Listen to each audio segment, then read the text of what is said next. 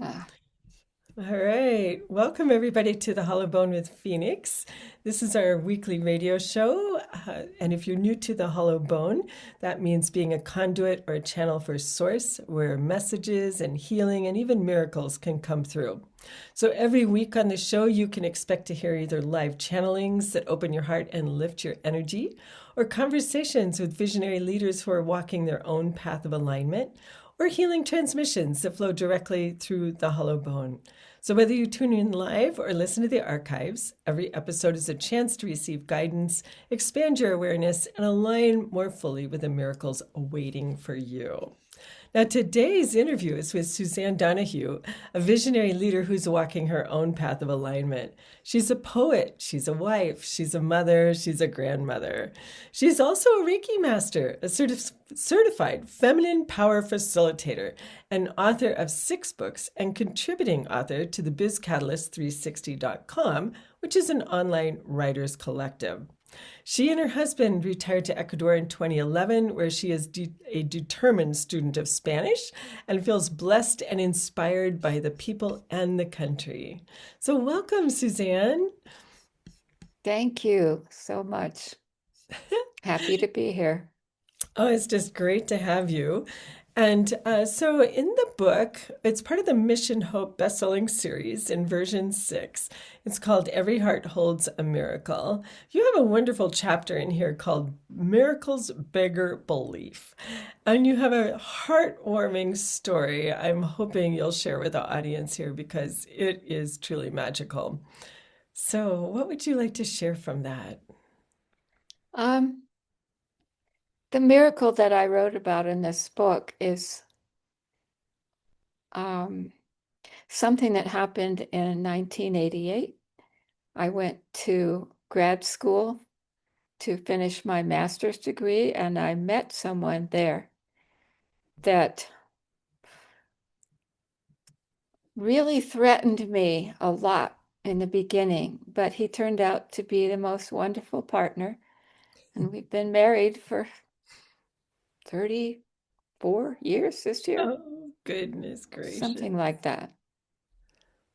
So tell us how this all unfolded because you say he threatened you, and I'm sure it wasn't like, he was threatening your life, but it was more threatened you emotionally or mentally or. We were in a class called Communication Skills for Ministers. Oof.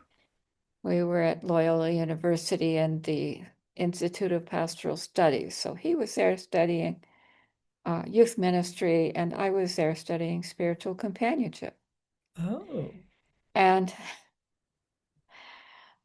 we got put into a group.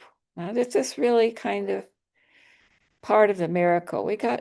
Each got put into the same group of 6, and that group further broke down into 3, and we were put in the same group of 3.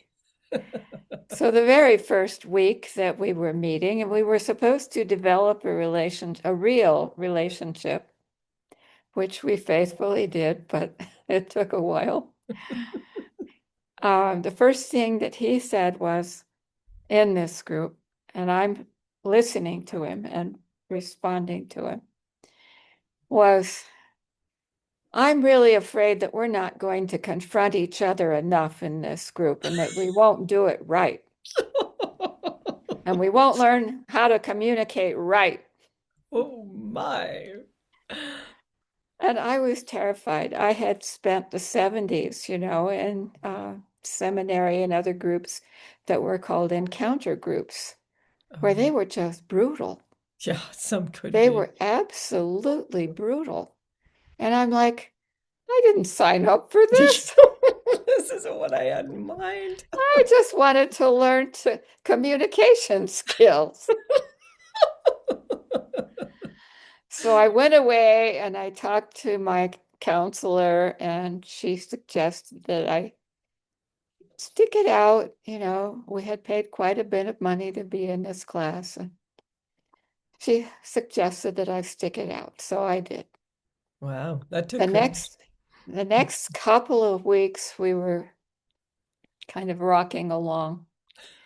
but I couldn't tell um, anything about him. Somehow it was just really opaque to me. Mm. So we had this assignment, and it was called Accurate Empathy 1. Accurate Empathy 2 was even harder, but this was Accurate Empathy 1. And we were supposed to think about the other person, think about what we'd experienced in the previous weeks, and write something for them. I don't remember. Yes, I know. I know. It was accurate empathy means being able to say exactly what they said to you in a way that they can recognize. Ooh. And so then you go beyond that and say what you think might be true about the person beyond what you already know. Just a guess. My goodness. And I did that for all 6 people in my group, but and not myself, all 5 people in my group. Mm. And I could not write his. I just could not write his. So I sat down and I just prayed and I said, what do I say? And what I was given was, I wonder if you're a perfectionist like me. Ooh. I've suffered from that for years. Wow. And I said it to him. I just read it off the paper, Yeah. And he said, how did you know? Oh my God, how did you know? Oh my. And from there on, we had a lot more interest in knowing each other. It opened the doors. Yeah, and we did. We got to know each other. We found that we were really good friends. He was a monk, and Unbelievable.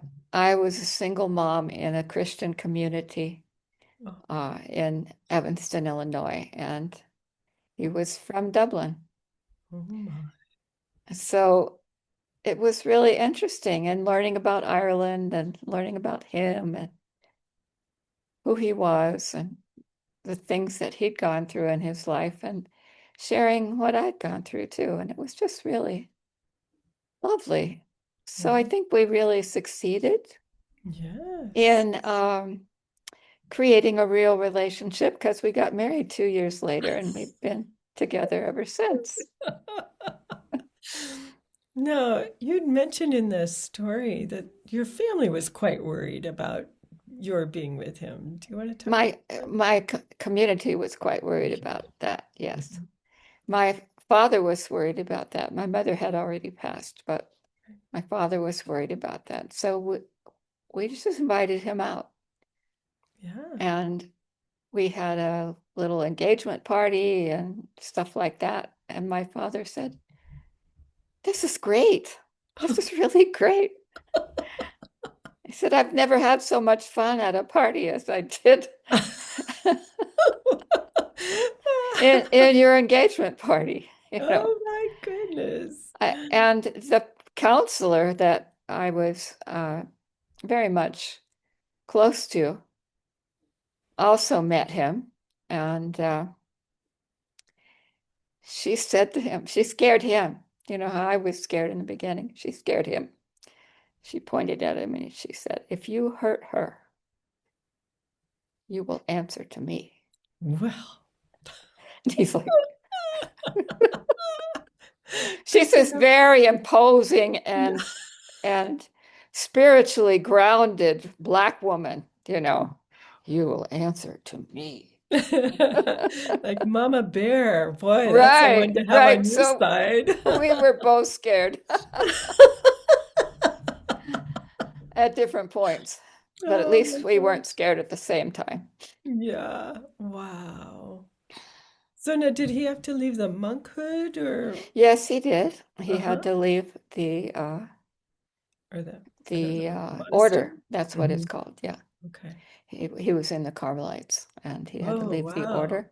And I had to leave my community because we were Oh, income sharing and, just oh, really yeah. connected. So for the first 4 years of our marriage, we were uh, in the community, but not belonging to Mhm, either one of them. mhm. But after that, we had 4 more years in the community before we um, just moved on from there, basically. Wow. And you traveled quite a bit. You were doing trade Oh, yeah. shows. What was Yeah. that about? When did that start? That was 1999. We started a 10,000 villages store in Oh, Evanston. I wow. was the first manager. My goodness. And there were all kinds of opportunities to travel, to meet artisans, to know their stories so that you could sell more of their work and Mhm. um, just tell more about fair trade Yeah. to communities around Chicago. And so we did that. He Wow. went to um, he went to Nicaragua to a coffee farm to learn about fair trade coffee. Wow. And I went on, oh, he also went with me to South America, which is how we ended up here. Okay. But I went to the Philippines, Laos, and Thailand, and Peru, My goodness. Ecuador, and Bolivia, two Wow. separate trips. But we have really grown so much from that, just being able to present people who are completely invisible to the market. When you go to the store and buy something, Mhm. you don't know anything about who made it or what their conditions were, or whether they were paid fairly or Yeah. whether they were exploited. We just don't know.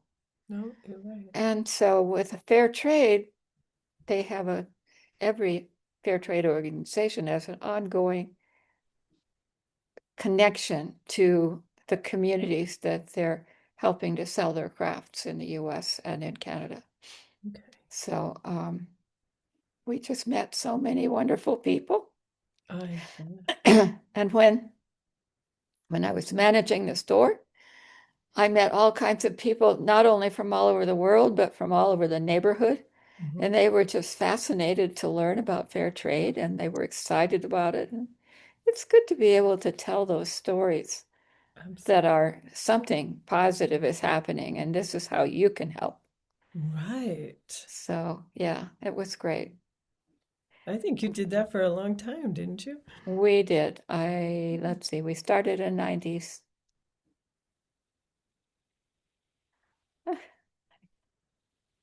I think it was 97, Hmm. could have been 99, Uh-huh. or maybe I've got a house sale mixed up in there somewhere. Yeah. I think it was 97. Okay. Yeah. Yeah. So, yeah, it And then, was. yeah, go ahead. And then we retired in 2024. Okay. So we've been doing that all these years. Oh my goodness, that's a long time. Yeah, it was a lot of work, and that's the reason that we retired. A lot of people our age Mhm. stay on, but Oh, we were just worn out. We didn't have a store to work mhm. from. We had a car Yeah, to work right. from, going to markets, going to churches, going to farmers groups, just whatever would take us. We went with our stuff and told the stories, and that's always been fun for me. I love telling about the wonderful people that I've met, and they're so inspiring. Oh, They're just absolutely. And incredibly passionate. inspiring. Yes. So, just to see people making life work Yeah, because they're being treated fairly, right, right. And they're passionate about their products. Hmm. for being murdered and bombed and Mm. manipulated and taken advantage of and slave labor and all of this kind of stuff. And we're like, Mm. what can we do? Oh. But when you hear of people who are really doing good work Mhm. and getting paid for it and getting food for their children, I mean, one of the stories that inspired me in the very beginning was on the tour to Peru, and the leader was talking about how she had been to Bangladesh the year before, and she had met a woman who explained to her what fair trade meant to her. And what that woman said was, it means my children get an extra meal. And so she came back and said, by gosh, I'm going to take everything I have and pour it into this. And, you know, she motivated me. Oh, wow. Oh, my goodness. So, what prompted you to land in Ecuador? Well, I had been in Ecuador before and I really liked it. The people were, as I said, so inspiring. Yeah. There was a priest in Quito who was going around the neighborhoods where farmers were trying to sell their produce, and he was helping them find new markets and, you Oh, know, do crafts and all kinds of things like that. I mean, he just organized the entire neighborhood. oh my. And I was so inspired by him. He was in his 80s when I Oh met my him. gosh. Uh, And another person I met, she was in her 60s when I met her, and she had been doing this since she was a teenager, you know, oh, so wow. just awesome. And organizing all these people. Wow. I met someone in the Philippines who kind of um, epitomized this for me. Mhm. She was a nurse, her husband was a doctor. They came to the US to be educated. And then instead of staying and living that much better lifestyle in the US, she and her husband said, oh, I want my Filipino people to have this. Wow. So they went back and they started several different craft industries and some agricultural projects and land reclamation and all kind of things like that. Wow. And, you know, that's just inspiring. It's That's just totally inspiring. And it absolutely. makes you think, well, what else could I do that would be worth more than this? Yes. So, yeah, we've experienced the same thing in Ecuador. Um, in 2010, my dad died. In 2011, we went on a learning tour to Ecuador with another fair trade business. And I had fallen in love with Ecuador when we first came. People are just incredibly kind. Yeah. And the children are all smiling and laughing and happy. And it's like, Oh, oh my goodness, children, children who are oh, happy. oh, how nice. And I had wanted for my husband to go to see what it was like because he hadn't been. And he came here with me and with this company, and he fell in love with it too. Nice. So he came back. He worked in a few schools. He's a teacher. The main school he'd worked in for years closed, and so he was looking for other schools and commuting and all that kind of stuff. And um, our friend invited us to come here and interview artisans and write their stories down. And um, make them available for people who are his customers and buying the products. Nice. So we did that, and we looked at each other at the end. We said, why don't we stay? Wow. So we said, okay, let's think about that. We went home, we um, sold our house, we did all kinds of things, and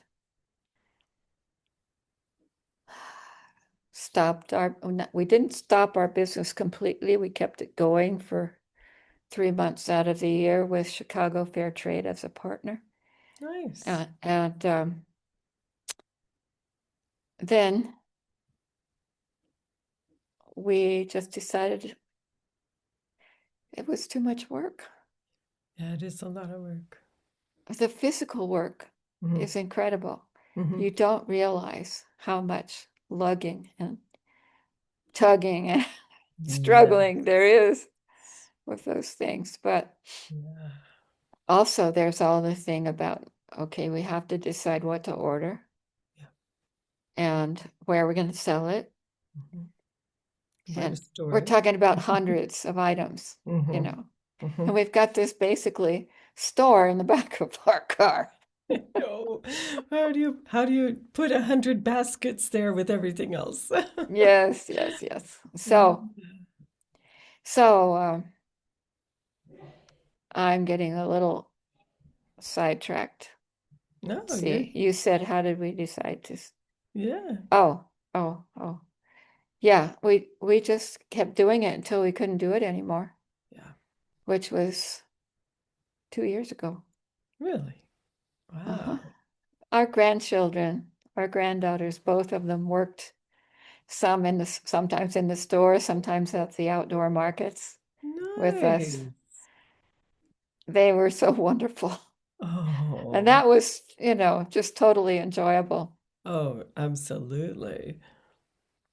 It kind of So, is inspired by the people that you were promoting as well, because it's so hmm intergenerational and yeah, they were very inspired. So, yeah. oh, that is beautiful. Glad you mentioned your granddaughters. I was going to ask you about your kids and your grandkids because they're such a meaningful part of your life. Okay, we have one daughter. She's mine by birth, and Vincent adopted her when she was 15. And, Oh, and she had two daughters, ah, and they're all doing very well. And oh, one of the granddaughters just had a son.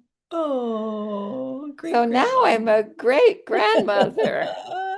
Congratulations. It's Thank you. fabulous. So in Spanish, that's bisabuela, and it's a really big deal down here. If you tell people you're a Yes, bisabuela, it's I think the so. cat's pajamas. And are they up in the States or do they live there with Yes, you? Okay. yes. One lives in New York, Uh-huh. and she is studying, I think it's New York University. She's What? studying for her doctorate. Oh my goodness. And the other is in Wisconsin, and she's going to be married as soon as they can set a date. Oh, that's beautiful. And our daughter is in the Chicago area, and she's looking for a place she'd like to live somewhere that isn't so Oh, challenging. yes. Maybe she'll come to Ecuador.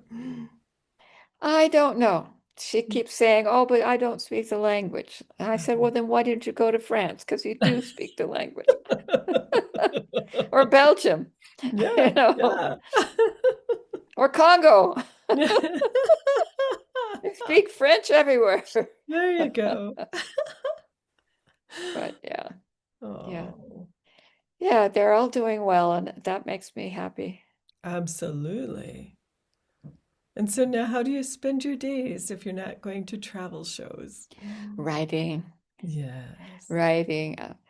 one of the reasons I wasn't right there on the dot at 1 o'clock was I was indexing Oh, uh, one of the printouts of the last 400 poems. oh my goodness. And um, getting ready to print out the next 400 or 500. I mean, we thought we would stop at 2,700. That's where we were in 2024. But Oh, since I've not been working, I've been writing, and there's just so much of it. oh. So, Now, is this going into a book or all of it or a well, series of books? all of my poetry is going into books that I publish on Amazon. Good. And up up until 2022. The rest are on a website and the internet. Well, it's probably good to get them off of that. Right. So if I don't print them out pretty soon, Yeah, that could disappear in a hurry, and I who may knows what's run going out to of happen. space. Yeah. So anyway, it's fun and I like Mm, it. And we are sitting here in our little eyrie mm, in our little eagle's nest and looking nice. at two big volcanoes, one on either side. Oh my They're goodness. both dormant. They're not dangerous, but they are beautiful. I can imagine. And that's the other reason I came here. Mhm. That those mountains are the other reason I came here. They have a soul, those Oh, mountains. yes. And I didn't think rocks had anything, but they do. They Oh, do. goodness, yes. Because I would go back to Chicago, we would sell stuff and work hard and get everything organized and come back here. But while all the time I was in Chicago, they would say, "Where are you? Oh, they were We calling to want you. you. Oh, Don't stay up there. Come back here." oh, I know that feeling of being Yes, called. Oh, you exactly. cannot ignore it. You No, you have to can't. obey You it. can't because Right. it's constant, it's Yes. always there in the back of your mind. Oh, beautiful. And I'm not the only one. I know Oh, several people from the US who are here that uh-huh. the mountains called them. They couldn't, Uh-huh. basically, I couldn't leave, No, that's right. only That's right. temporarily. Now you're home, you know? Yes, Yeah. yes. And it's really interesting because I've been over so many places. I counted 30 or 40 different countries Wow. that we've been in. My Well, goodness. no, not countries, states and countries, states in the Okay. US and countries outside of it. Hmm. 30 or 40 different places that we've been and spent time at, and none of it ever felt like home. Yeah. And I just felt like a displaced person. I Oh, know how those people feel. It's like, yes. this doesn't feel right. We met a family from Venezuela a couple of years ago, and she just grieved and grieved and grieved for the ocean Oh. because they were from Margarita Island and Mhm. it's surrounded by sea and it's Caribbean, it's warm. And she just, it was nice here. People were nice to her, but she wanted to go home. Yes. Yeah, once it cements itself into your heart, Yeah. there's no going anywhere else. Yeah. Yeah. Yeah. Mhm. It's a real thing. Mhm. It's a real entity, I guess I would Mhm. say, personality. Mhm. It's a spirit. Yeah. Yeah. There you go. That's a Now, good word. does your husband write the poems with you, or do you do this by yourself, or? I do this by myself. Uh-huh. Uh-huh. He has been helping in terms of, he said, we need to have this on paper. Ah, good. We can't depend on the internet to always be there. That's true. So he's been the one that printed them out, formatted them, made sure the font was the same all the way through, and nothing Wow. was hanging over the bottom of the page, Oh, what a stuff like that. blessing. That was a huge Oh, blessing. Yeah. So I yeah. told him today, well, we have about 400 or 500 more poems we need to do. So I I think I will do it. And if you want to, correct everything afterwards, I'll do the basic grunt work. There you go. Wow. Beautiful partnership. Yeah. Yeah. It's a miracle. Yeah. Yeah. I mean, he came from Dublin, Ireland, Yeah. to go to school Yeah. in the US. He didn't think he was going to go to the US. He had other options, Yeah. but somehow he ended up deciding on this. Interesting. And I didn't even know if I was going to be able to go to school or finance it or anything. But my community said, yeah, this is good for you to get your master's, and you'll be able to really ground yourself with this. So there we were, and we both signed up for the same class. He told me later that that class was always oversubscribed Oh and my. that we just got in there by the skin of our teeth. No And then there were accident. 30 people in the class, Oh, and we were picked to be with each other and another person, right. doing all these exercises of getting to know people and asking, you know, tentative questions and things like that. So, Wow. and What are it, the odds? in the beginning, it didn't even look all that likely. Yeah. Yeah. He's 14 years younger than I am. Oh my gosh. He was all ready to go back to the mission field in Zimbabwe where he'd been. Mhm. And both of us just, it's kind of like the mountains.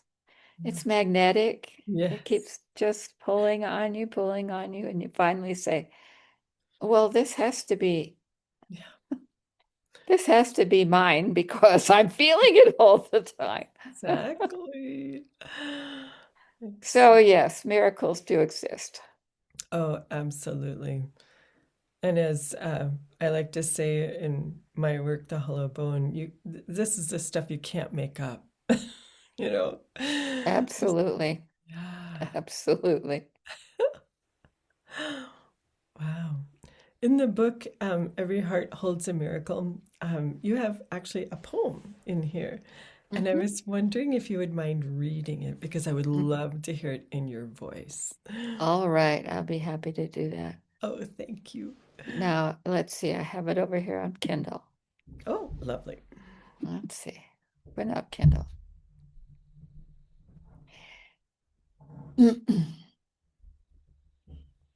The sunset heavens rolled back tonight.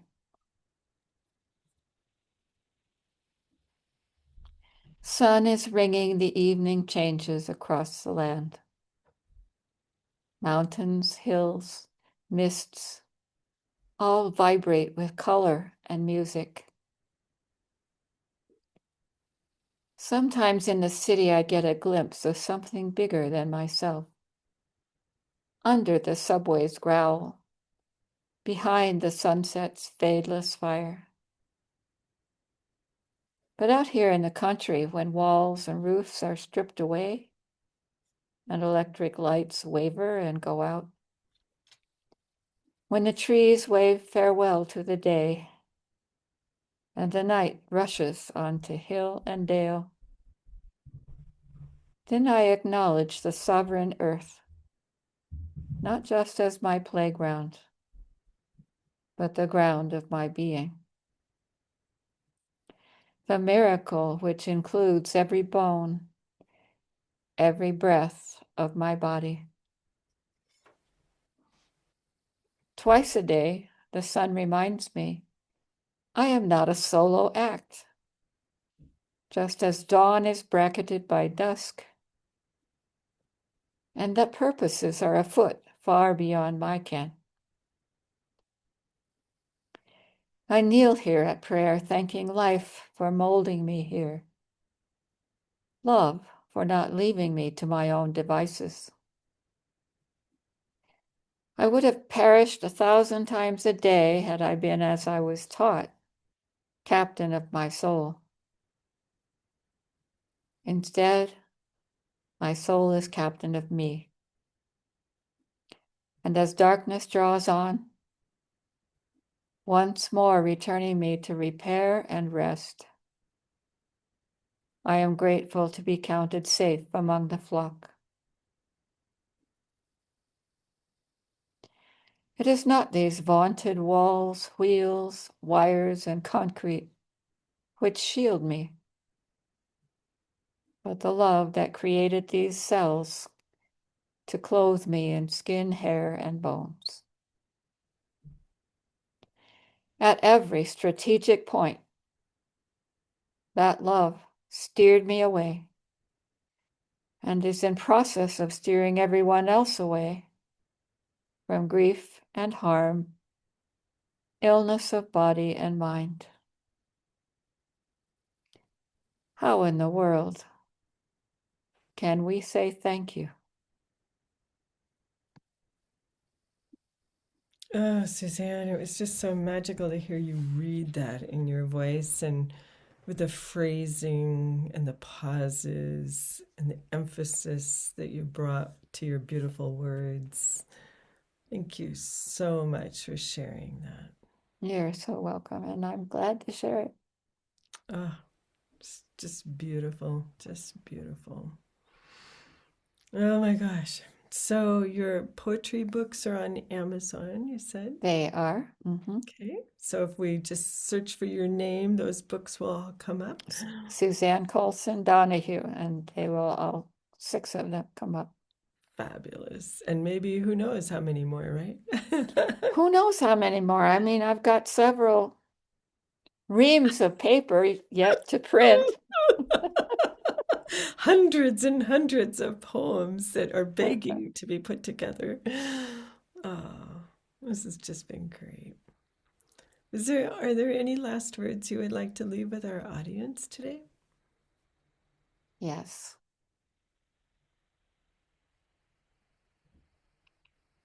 Never say never. Mm.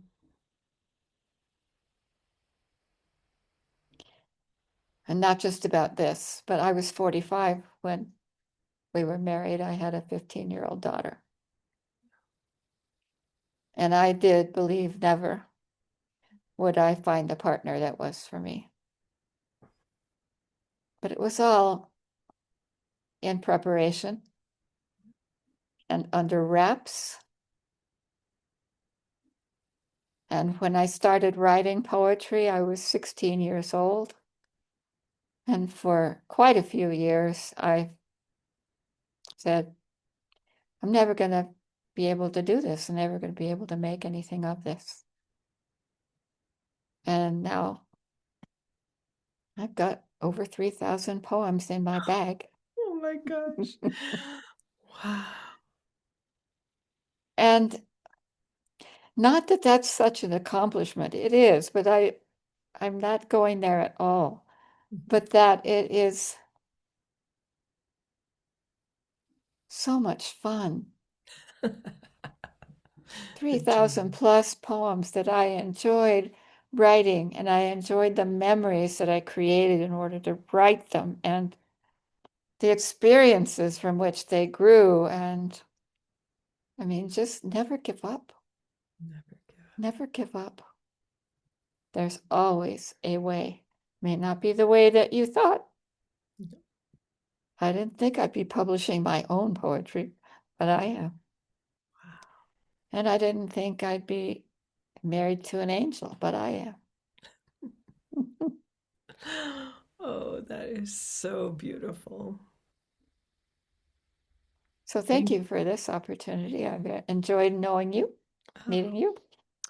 It's been delightful. And thank you for those.